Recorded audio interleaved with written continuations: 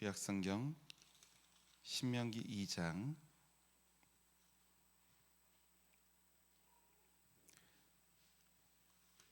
9절 말씀 우리 함께 읽어볼까요? 9절 말씀 한 절 말씀 우리 함께 한 목소리 읽겠습니다. 신명기 2장 9절 말씀입니다. 한 목소리를 읽겠습니다. 시작. 주님께서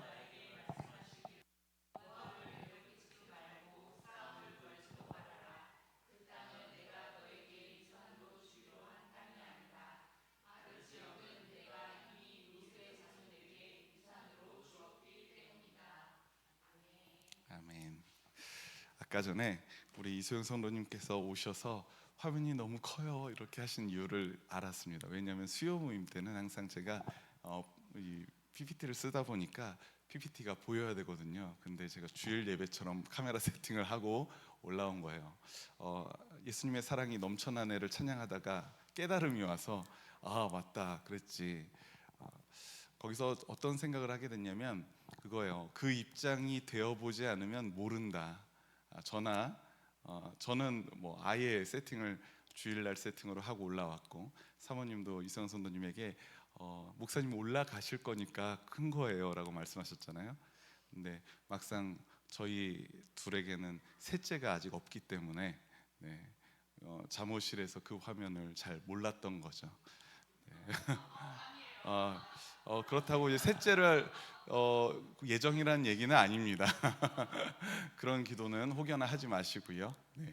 오늘도 하나님의 말씀을 통해서 우리 초록교회 모든 신앙 가족들이 주님을 더욱더 깊이 사랑하는 그런 시간이 되었으면 좋겠습니다.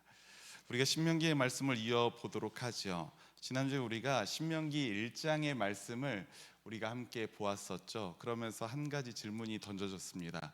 무엇이 순종인가? 라는 거예요. 우리는 순종이라는 것을 그냥 단순히 하나님의 말씀을 따르는 것이라고 생각을 했지만 우리 신명기 1장에 나오는 그 순종은 조금은 달랐습니다. 어떤 이야기가 있었냐면 출애굽 1세대가 가나안 땅을 주시겠다라는 하나님의 약속을 제대로 믿질 않았죠. 그래서 10명의 정탐꾼이 부정적인 의견을 내자 두려움에 사로잡혀서 가나안으로 들어가기를 주저했었습니다. 그러다가 하나님이 진노하시고 그들 세대들이 가나안에 들어가지 못하리라 라는 그 선언을 들은 후에야 이제 깨닫는 거예요. 맞다. 그리고 뒤늦게 아모리 사람들과 전쟁을 벌이려고 나아갑니다. 사실 행동과 동선으로 따지고 보면 순종인 것처럼 보입니다. 왜냐하면 가나안으로 가는 방향에 아모리 족속이 있었고 그들과 전쟁하러 나아갔으니까. 그리고 얼마 전에 하나님이 그렇게 하라고 하셨으니까.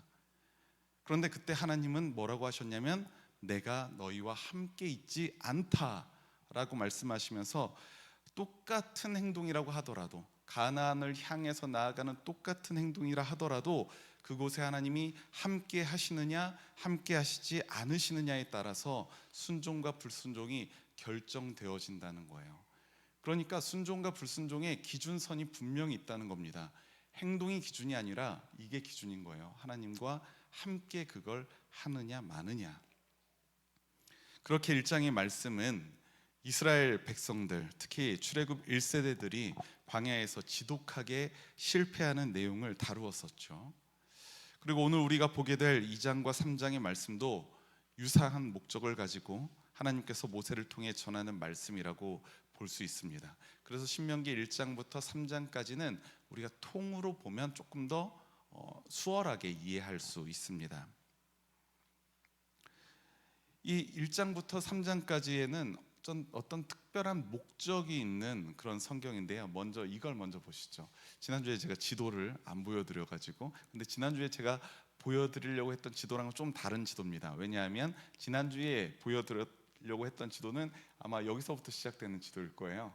그러면서 쭉 내려와서 시나이 반도 거쳐서 이쪽으로 올라와서 이제 이스라엘의 동선 광야를 지나서 에돔을 지나고 모압을 지나고 이제 여기를 건너게 되죠.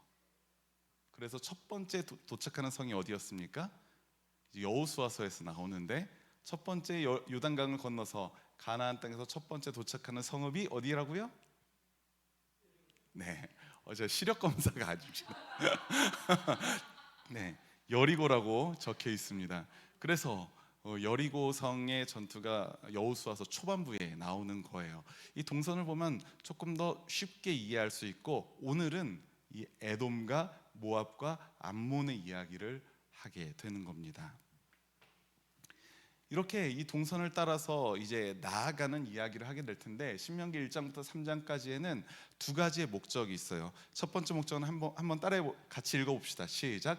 과거의 실패를 상기시키며 백성들에게 경고하는 목적. 두 번째, 시작. 과거의 성공을. 네, 이 두 가지예요. 똑같은 거는 과거를 상기시키는 겁니다. 그런데 다른 거는, 하나는 실패, 하나는 성공, 그리고 또 하나는 이 실패를 통해서는 경고하는 거고, 성공을 통해서는 독려하는 겁니다. 그래서 과거의 이야기를 신명기에서 이야기를 하고 있어요. 과거에 출애굽할 때, 아니면 너희들이 광야를 지날 때 이런 일을 했었잖냐 라는 거죠. 우리가 돌이켜보면 이스라엘이 출애굽과 광야의 여정 속에서 경험했던 이 과거의 실패와 성공은 모두 하나님과 관련된 것이죠. 이스라엘은 이미 좋은 일이든 나쁜 일이든 하나님이 행하신 일들을 그들은 경험했던 사람들입니다. 주가 행하신 일들을 그들은 이미 보았던 사람들이라는 거예요. 그리고 이제 가나안 땅에 들어가게 될 이 출애굽 2세대들에게는 하나님의 이러한 경고와 독려가 이제 앞으로의 가나안 정복 여정에 아주 중요한 표지판이 될 것이 분명하지 않겠습니까? 그러니까 하나님이 이제 그걸 이야기하시는 거예요. 너희 전 세대들은 이런 일이 있었어 라는 거죠. 신명기 2장과 3장에서도 이러한 흐름 속에서 모세의 선포가 계속되고 있습니다. 특히 이제 가나안으로 가는 여정에서 만나게 되는 몇몇의 다른 민족들의 이야기가 이곳에서 등장하게 되는데, 먼저 2장 초반의 말씀, 이 동선에 따라가면 우리가 이전에 이 지도를 보면 첫 번째 만나는 부족이 어디입니까? 에돔입니다. 에돔. 그런데 이 신명기 2장에서는 에돔이라고 나오는 게 아니라 에서의 자손, 에서의 후손이라고 나오고 있죠. 거기가 바로 에돔입니다. 붓다라는 뜻이에요. 얼마나 빨간 얼굴이었으면, 아니면은 붉은 머릿결일 수도 있고요. 에서의 자손들의 이야기가 먼저 나오게 됩니다. 그곳에서 이제 동선상의 에돔 족속들을 먼저 만나게 되는 거예요. 그런데 1절 말씀을 보면, 2장 1절 말씀을 보면 그때 왜 그들이 그곳에 있었는지를 이렇게 설명하고 있습니다. 주님께서 명하신 대로 방향을 바꾸어서. 그러니까 그들이 광야에서 떠돌아다닐지언정 순종의 여정 안에 있었던 걸까요? 아니었던 걸까요? 아까는 1장에서 하나님과 함께하면 순종, 함께하지 않으면 불순종이라고 했다면, 주님께서 명하신 대로 방향을 바꾸어서는 순종입니까? 불순종입니까? 이제 순종으로 나아가고 있다는 겁니다. 그들이 광야에서 떠돌아다니고 있는데 순종의 여정 안에 있었던 겁니다. 그러니 적어도 하나님의 경고의 메시지는 아니겠다라고 우리가 생각을 할 수가 있는 거죠. 먼저 2절과 8절, 2절부터 8절까지의 말씀에서 이 에서의 자손이라고 표현된 에돔을 만나게 되는데요. 에돔을 만나서는 이스라엘이 어떻게 반응해야 할까요? 우리 신명기 2장 5절과 6절 말씀 한번 같이 읽어봅시다. 시작. 그들의 땅은 한치도 너희에게 주지 않았으니 그들과 다투지 말아라. 세일산은 내가 에서에게 유산으로 주었다. 먹거리가 필요하면 그들에게 돈을 주고.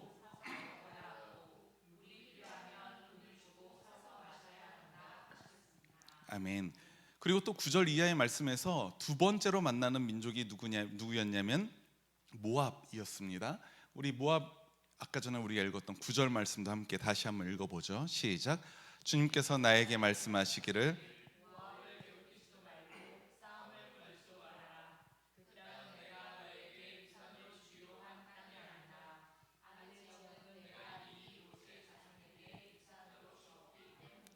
아멘, 아멘. 자, 에돔도 모압도, 그리고 이어지는 16절 이하의 말씀을 보면 모압 땅의 북쪽에 위치한 곳이 또 하나 있었죠. 암몬. 이 암몬 민족들도 똑같이 땅을 그들에게 주었으니 그들을 괴롭히지 말고 싸우지도 말라고 하나님이 말씀하십니다. 이스라엘의 동선상에 에돔과 모압과 암몬을 차례대로 만나게 되는데 그들과 어떻게 하라고요? 싸우지 말고 괴롭히지도 말고 그들의 땅을 그냥 있는 그대로 인정하고 너희들은 평화롭게 가던 길을 가라라는 거죠. 그런데 우리가 생각해 보면 우리가 보통 이스라엘을 중심으로 성경을 보게 되죠. 성경을 읽을 때 우리는 습관적으로 이스라엘 민족들에게 감정이입을 하고 성경을 보게 됩니다. 구약에 나오는 이방 민족들은 그래서 어떤 대상이에요? 정복의 대상으로 보게 돼요. 정복해야만 하는 대상으로 우리가 여기게 됩니다. 습관적으로 말이죠. 그런데 오늘 말씀을 보니까 어떤가요? 하나님께서는 오히려 에돔, 또 모압과 암몬 이들을 보호하려고 하시는 것처럼 보이기도 합니다. 그들과 다투지도 말아야 하고 먹을 것이나 물이 필요하면 돈을 주고 사서 먹어야 되고요. 그들을 괴롭히지도 말아야 되고 싸우지도 말아야 됩니다. 그들은 정복의 대상이 아니었던 거예요. 희한하죠? 우리가 보통 성경을 읽을 때에 이스라엘에게 감정이입을 하다 보니까 그렇게 되는 겁니다. 그런데 오늘 말씀을 보니까 하나님께서는 그들과 다투지 말라고 하시는데, 그런데 놀라운 것은 그 이유가 무엇이냐면 하나님이 이미 그들에게 땅을 기업으로 주었기 때문이라고 말하는 겁니다. 우리가 9절 말씀을 보면 딱 그래요. 모압에 대한 말씀이잖아요. 아르 지역은, 그들이 지금 살고 있는 그 아르 지역은 내가 이미 롯의 자손인 그들에게 유산으로 주었기 때문이다 라는 거예요. 이스라엘뿐만 아니라 에돔과 모압과 암몬도 땅을 기업으로 받았습니다. 이것은 여호와 하나님이 이스라엘의 하나님일 뿐만 아니라 여러 민족을 다스리는 주권자이심을 분명하게 말해주고 있는 겁니다. 이스라엘을 떠나서, 이스라엘을 벗어나서는 아무런 힘 없는 신이 아니라 모든 천지 만물을 주관하시는 분, 바로 여호와 하나님이라는 그들의 신앙을 고백하고 있는 거예요. 이제 앞으로도 이스라엘과 가나안 땅에 거주하는 7 이방 민족들을 이리저리 이동시키시거나 정복시키실 텐데, 그 과정도 여호와 하나님께서 주관하신다는 사실을 분명하게 밝혀주고 있는 것입니다. 우리가 가나안 정복 전쟁을 이제 앞으로 다루게 될 텐데요, 여호수아 정도 나가게 되면 그 가나안 정복 전쟁도 마찬가지예요.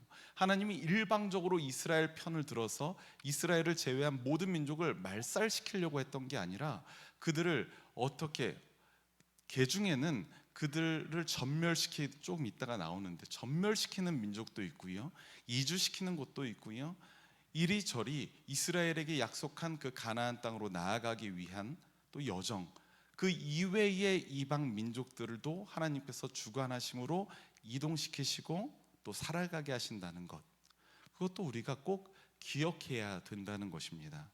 하나님에게 있어서 그 누구도 배제되어 있는 존재가 없다는 거예요. 여기서 우리에게 의문점이 하나 생깁니다.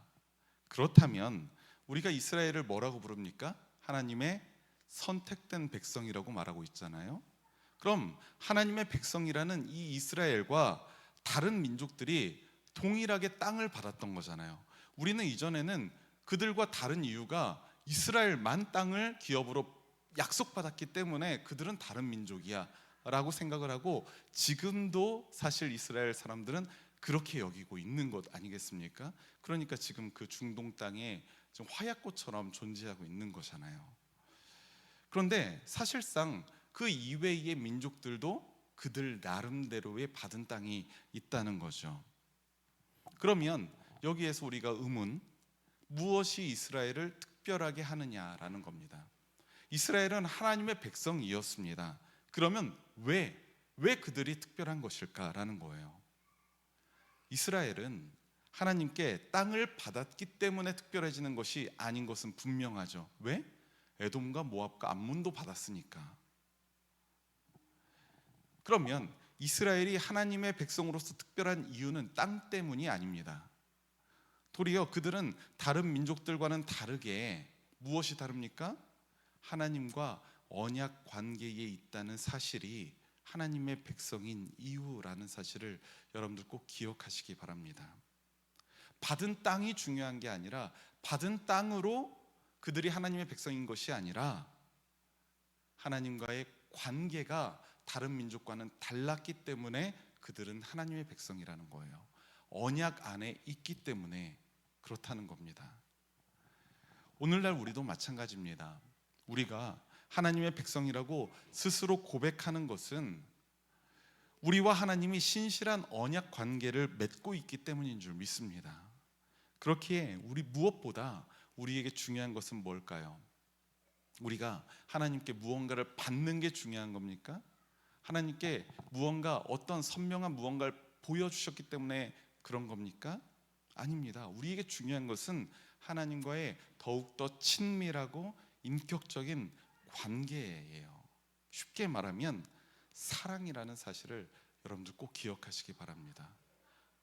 무엇을 받는 게 중요한 것이 아니라 그보다 훨씬 하나님을 사랑하게 되는 것이 중요하다는 겁니다.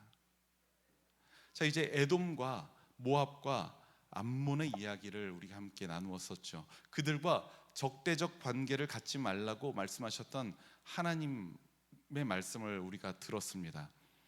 그런데 하나님께서는 2장 24절부터 3장까지는 완전히 다른 이야기를, 다른 입장을 취하도록 명령하시기도 합니다. 이스라엘이 시온, 그리고 시온이 아니라요, 시혼입니다. 시혼과 옥을 만났을 때는 정복할 것을 명하셨던 거예요.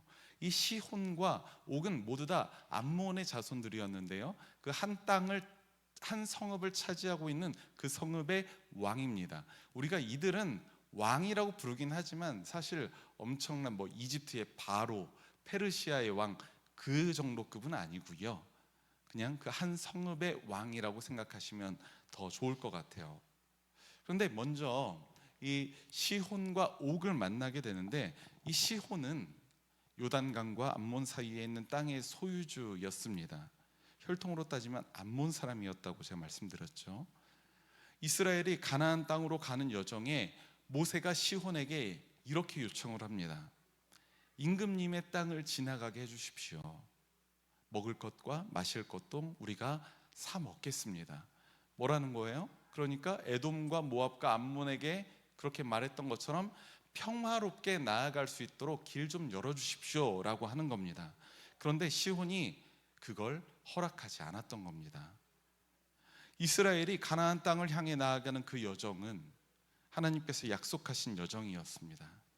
그런데 시혼이 그 앞길을 막아서고 있는 겁니다. 결과는 어땠을까요? 우리 신명기 2장 31절 말씀 함께 읽어보겠습니다. 시작. 주님께서 나에게 말씀하시기를 보아라, 내가 시혼과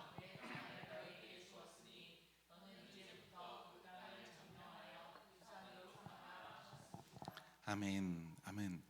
아까 전에 너무나도 다르죠. 이전에는 괴롭히지도 말고 싸우지도 말아라, 그들 땅이다 라고 하셨는데, 지금은 너는 이제부터 그 땅을 뭐해라? 점령해라 라는 거예요. 너희들의 유산으로 삼아라 라는 겁니다. 3장에 등장하는 바산 왕 옥도 이와 비슷했습니다. 3장 1절을 보니까 바산 왕 옥이 이스라엘에 맞서 싸우기 위해서 군대를 거느리고 나오게 됩니다. 그리고 하나님은 옥의 백성들을 전멸시키시고 60개나 되는 많은 성읍을 모두 이스라엘에게 넘겨주십니다. 그 과정에서 이 옥에 있는 모든 이들을 모조리 전멸시키세요. 끔찍한 장면이기도 하죠. 이들 시혼과 옥에게는 암몬 자손 계열의 왕이라는 점 이외에도 공통점이 있었습니다. 무엇이냐면 하나님의 언약의 여정을 그들이 정면으로 가로막고 있었다는 사실입니다. 지금 이스라엘의 공동체가 나아가는 길은 어떤 길입니까? 하나님께서 나아가라 하시는 그 언약을 향해서 나아가는 길이에요. 그런데 시혼과 옥은 그것을 정면으로 가로막고 있었다는 겁니다. 어떠한 이유에서 그러했는지는 우리가 알지 못합니다. 성경에서 밝히지 않아요. 그렇습니다만 이스라엘은 평화로운 통과를 먼저 요청했죠. 그런데 시혼과 옥은 그 평화를 깨버리고 결국 심판을 받게 되는 것입니다. 하나님은 시혼과 옥의 경우를 보이시면서 어쩌면 본격적인 가나안 입성을 해야 하는 이스라엘 백성들에게 무언의 경고를 하셨던 것 아니겠습니까? 하나님의 언약 여정을 가로막게 된다면 하나님의 심판이 있을 것이라고 말입니다. 시온과 옥처럼, 또 출애굽의 1세대들처럼 너희들도 하나님의 언약의 여정을 가로막게 되면 심판 안에 놓이게 될 것이다. 이런 일이 맞춰지고 3장 21절과 22절의 말씀을 보면 모세가 후계자였던 이 여호수아에게 이 일을 이렇게 정리해 줍니다. 이 짧은 두 절의 말씀에서 너무나도 선명하게 그 말씀을, 이 일을 정리해 주고 있어요. 우리 함께 한 목소리로 읽어보겠습니다. 21절과 22절 시작. 그때에 내가 여호수아에게 말하였습니다. 너는 주 우리의 하나님이 이 두 눈으로 똑똑히 보았다. 주님께서는 내가 지나가는 모든 나라에서도 이와 같이 하실 것이다.